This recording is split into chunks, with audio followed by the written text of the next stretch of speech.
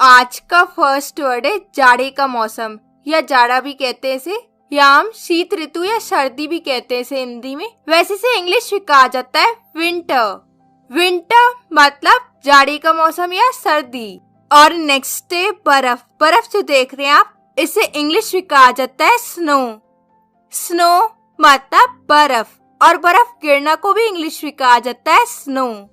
Snow मतलब बर्फ गिरना। जैसे इसका एग्जाम्पल है, बर्फ गिर रही है तो आप इसे इंग्लिश सुनाएंगे इट इज स्नोइंग, मतलब बर्फ गिर रही है। और शीतलहर, शीतलहर भी होती है सर्दियों के समय। वैसे शीतलहर को इंग्लिश में कहा जाता है कोल्ड वेव, या फिर आप बोल सकते हो कोल्ड स्नैप, या फिर आप बोल सकते हो कोल्ड स्पेल। तीनों का मतलब है शीतलहर। और नेक्स्ट है बर्फबारी। बर्फबारी जो देख रहे हैं आप, इसे कहा जाता है इंग्लिश में स्नोफॉल। स्नोफॉल मतलब बर्फबारी। और बर्फ का टुकड़ा जो देख रहे हैं आप, इसे कहा जाता है इंग्लिश में स्नोफ्लेक। स्नोफ्लेक मतलब बर्फ का टुकड़ा। और बर्फ का गोला जो देख रहे हैं आप, जिससे बच्चे खेलते हैं, वैसे बर्फ के गोले को इंग्लिश में कहा जाता है स्नोबॉल। स्नोबॉल मतलब बर्फ का गोला।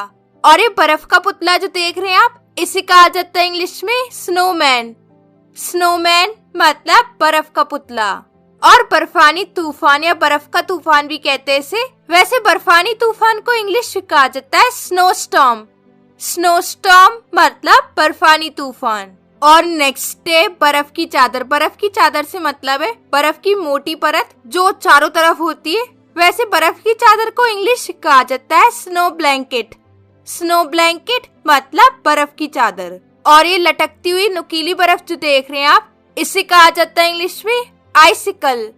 आइसिकल मतलब लटकती हुई नुकीली बर्फ। और नेक्स्ट है कोहरा। कोहरा भी होता है सर्दियों में चारों तरफ। वैसे कोहरा को इंग्लिश में कहा जाता है फॉग। फॉग मतलब कोहरा। और घना कोहरा को कहा जाता है इंग्लिश में डेंस फॉग। डेंस फॉग मतलब घना कोहरा। और धुएं वाला कोहरा भी होता है। ये मिक्सचर होता है धुएं और कोहरे का। वैसे धुएं वाले कोहरे को इंग्लिश में कहा जाता है smog.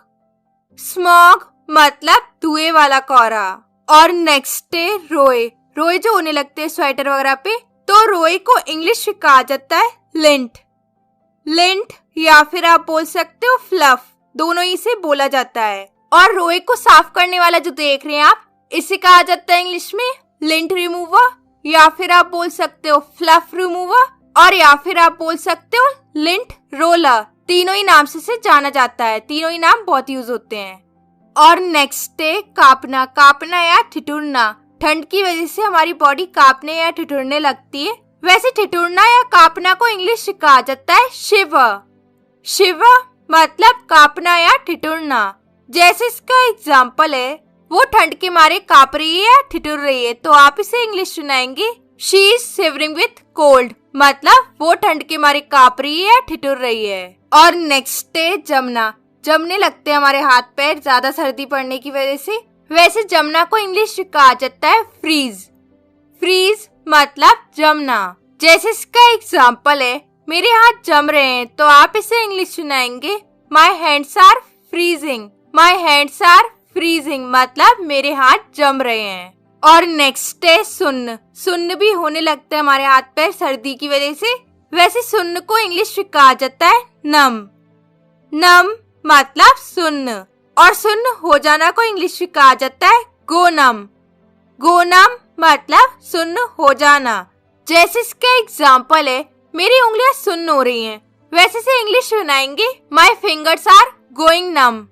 My fingers are going numb मतलब मेरी उंगलियां सुन्न हो रही हैं। और नेक्स्ट है धूप सेकना। सर्दियों में धूप भी सेकते हैं हम लोग। वैसे धूप सेकना को इंग्लिश में कहा जाता है बास्क।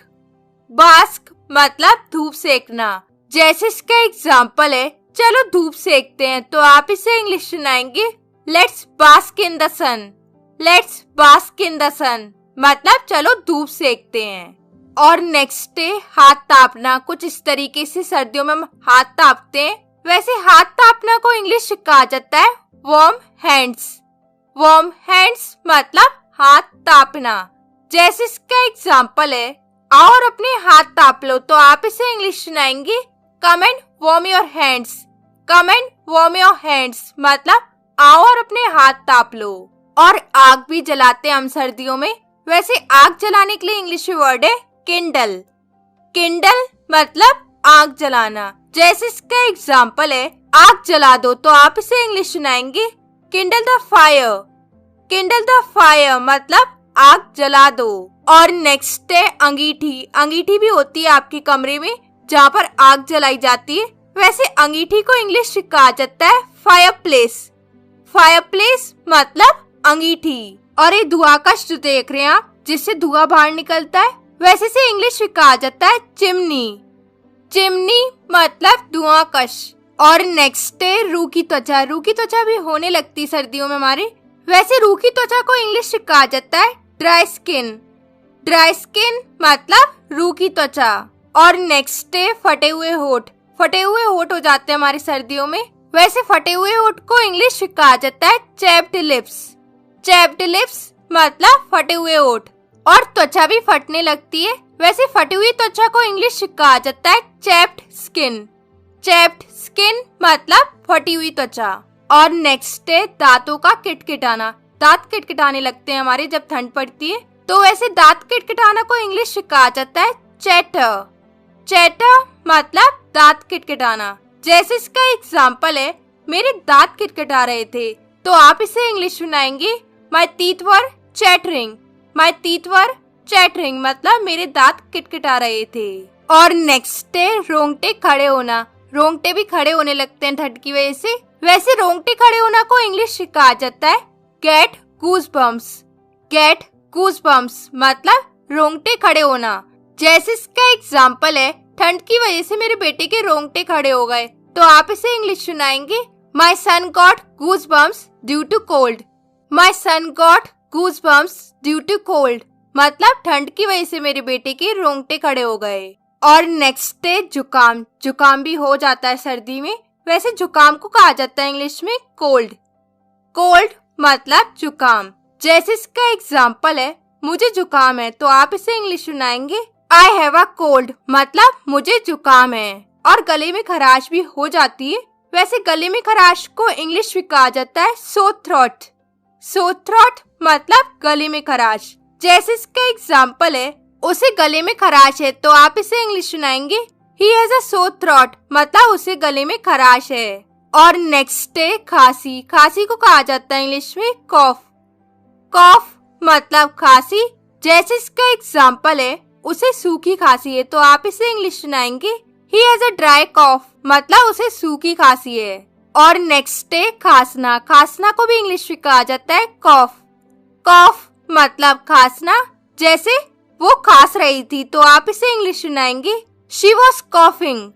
शी वॉज कॉफिंग मतलब वो खांस रही थी। और नेक्स्ट है चीखना। चीखना को कहा जाता है इंग्लिश में स्नीज। स्नीज मतलब चीखना। जैसे इसका एग्जाम्पल है वो चीख रही थी, तो आप इसे इंग्लिश सुनाएंगे शी वॉज स्नीजिंग मतलब वो चीख रही थी। और नेक्स्ट है सर्दी लगना या होना। वैसे सर्दी लगना को इंग्लिश में कहा जाता है catch a cold. Catch a cold मतलब सर्दी लगना। जैसे इसके एग्जाम्पल है अपनी जैकेट पहन लो वरना तुम्हें सर्दी लग जाएगी, तो आप इसे इंग्लिश सुनाएंगे put on your jacket otherwise you will catch a cold मतलब अपनी जैकेट पहन लो वरना तुम्हें सर्दी लग जाएगी। और नेक्स्ट है मूंगफली। मूंगफली भी हम खाते हैं सर्दियों में, वैसे मूंगफली को कहा जाता है इंग्लिश में पीनट। पीनट या फिर आप बोल सकते हो ग्राउंड नट, दोनों ही से बोला जाता है। और कंबल। कंबल जो देख रहे हैं आप ये ओढ़ते हैं हम सर्दियों में, वैसे कंबल को कहा जाता है इंग्लिश में ब्लैंकेट। ब्लैंकेट मतलब कंबल। And the last one is रजाई। रजाई जो देख रहे हैं आप इसे कहा जाता है इंग्लिश में क्विल्ट। क्विल्ट मतलब रजाई। So that's it for today's video. और ये दोनों आज के क्विज है, कमेंट में इसके आंसर लिख के बताइए। और इस वीडियो में आपने सीखे विंटर से रिलेटेड वर्ड मीनिंग। तो आपको ये वीडियो कैसा लगा मुझे कमेंट में अपना फीडबैक जरूर दीजिएगा। और इस वीडियो को लाइक शेयर करके चैनल को सब्सक्राइब भी कीजिएगा। और मैं मिलती हूँ आपसे एक नेक्स्ट वीडियो में एक नए टॉपिक के साथ। Till then take care, keep practising.